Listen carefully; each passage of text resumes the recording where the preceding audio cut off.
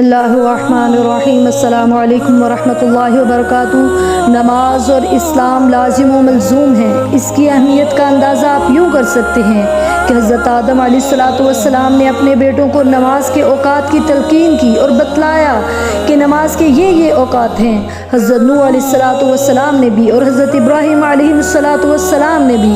جتنے بھی انبیاء اکرام علیہ السلام آئے، انہوں نے توحید کی دعوت کے ساتھ ساتھ نماز کی بھی دعوت اور تلقین دی۔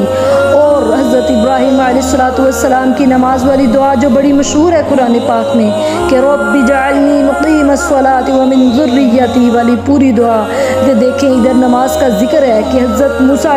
ابراہیم علیہ السلام کے دور میں بھی نماز کا تھا، اور پھر حضرت ابراہیم علیہ السلام کے بارے میں تو یہ بھی آتا ہے کہ جب انہوں نے اپنے بچوں کو وادیہ غیر ذی زرع میں چھوڑا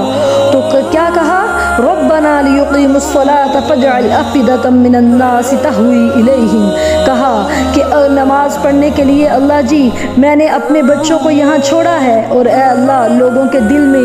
اس گھر کی طرف متوجہ فرما دے، لوگوں کے دلوں کو، سبحان اللہ۔ اور اس کے علاوہ حضرت موسیٰ علیہ السلام کے لیے آتا ہے اقم الصلاۃ لذکری، اور حضرت عیسیٰ علیہ السلام کے لیے واوصانی بالصلاۃ، اور حضرت مریم علیہ السلام کے لیے واسجدی وارکعی، اور حضرت زکریا علیہ السلام وہو قائم یصلی فی المحراب۔ یہ سارے قرآنی آیات ہیں کہ جس میں نماز کا تذکرہ ہے سارے انبیاء اکرام علیہ السلام کی طرف سے،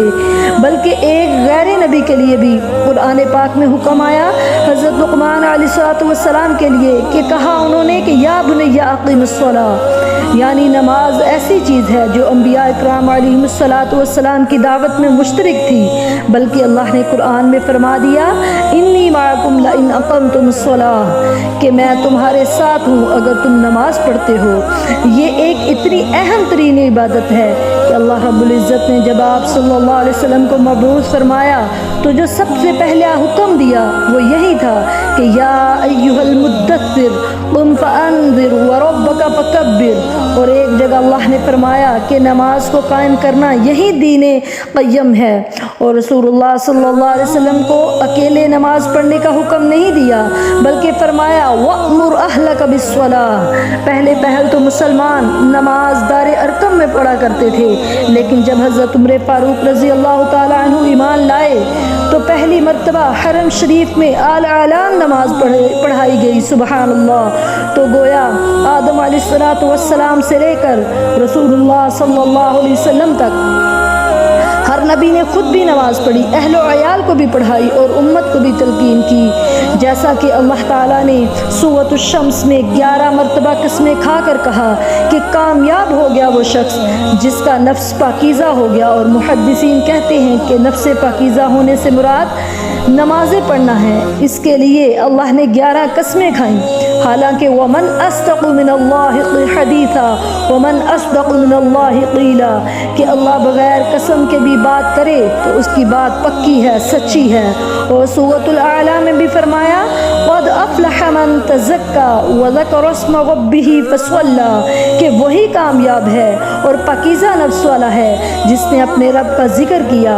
یعنی نماز پڑھی، اور ساتھ ہی فرمایا بل تؤثرون الحیاۃ الدنیا والآخرۃ خیر وابقى، کہ تم دنیا کی زندگی کے پیچھے نمازیں چھوڑ دیتے ہو اور یہ سمجھتے ہو کہ دنیا کی ہی زندگی باقی رہنے والی ہے، حالانکہ حقیقت میں آخرت کی زندگی ہمیشہ رہنے والی ہے، دائمی زندگی ہے۔ اور یہاں پر اللہ رب العزت نے نماز کا تذکرہ اس حد تک فرما دیا کہ آپ حیران رہ جائیں گے، ان ھذا لفی الصحف الاولی صحف ابراہیم و موسیٰ، فرمایا اس نماز کی جو پاکیزگی اور طہارت ہے صرف قرآن مجید میں ہی نہیں میں نے بیان فرمائی، اللہ کہہ رہے ہیں، بلکہ جتنے بھی آسمانی صحیفے گزرے ہیں ان سب میں اللہ تعالیٰ نے ان کا ذکر کیا ہے کہ نمازوں کے بارے میں سب میں حکم دیا ہے۔ اب آپ ہی بتائیے کہ جس کا ذکر اللہ تعالیٰ نے اس شدت سے فرمایا ہے، اگر کوئی مولوی آپ سے کہہ دے کہ بھائی نماز کے بغیر اسلام نہیں ہے تو آپ کہتے ہیں کہ دین میں کوئی سختی نہیں، لیکن یہ مولوی یہ عالم بہت سخت ہیں، بہت جابر ہیں، امام ابن حزم رحمہ اللہ نے 4 صحابہ کا فتویٰ کوٹ کیا ہے۔